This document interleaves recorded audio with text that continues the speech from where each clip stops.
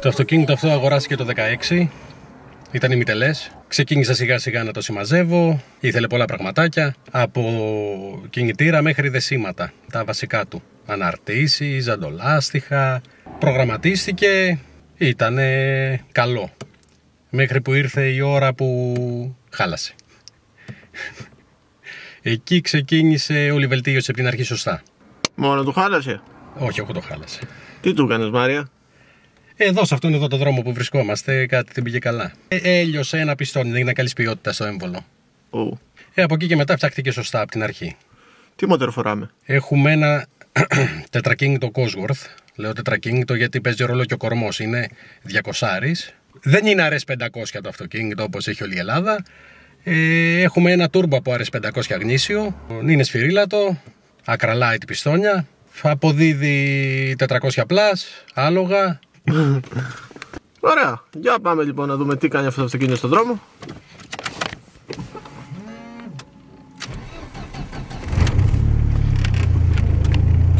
Πάντα ζώνη ασφαλείας. Εννοείται. Δεν παίζουμε.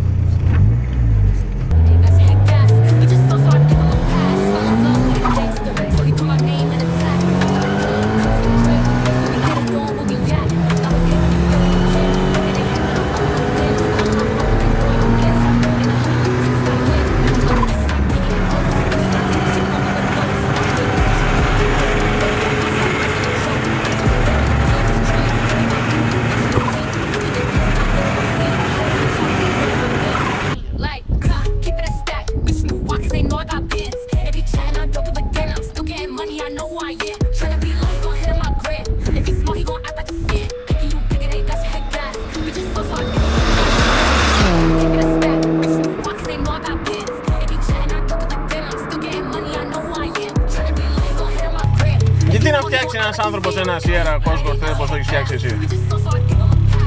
Δεν υπάρχει απάντηση. Πρέπει να το θέλει. Όλα τα πράγματα τα έχω παραγγείλει από την Αγγλία.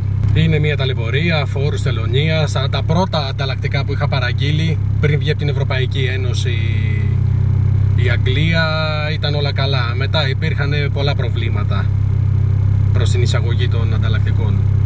Το αυτοκίνητο αυτή τη στιγμή είναι στο minimum της αποδόσης του. Γιατί? Γιατί με ικανοποιεί.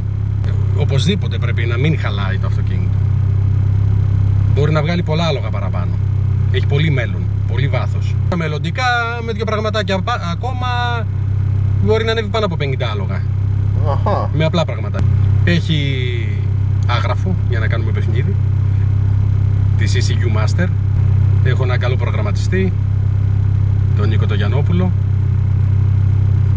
που με έσωσε ο άνθρωπος αυτός. Το αυτοκίνητο έχει φτιαχτεί με τη βοήθεια δύο πολύ καλών φίλων, με τις συμβουλές τους και με προσωπικό τους χρόνο που με έχουν βοηθήσει πάνω στο αυτοκίνητο. Ο ένας που μου παρήχε τον χώρο του συνεργείου με το αναβατόριο, ο άλλος που είναι πολύ καλός μου φίλος και είχα την πολύτιμη συντροφιά του όταν το έφτιαχνα. Like,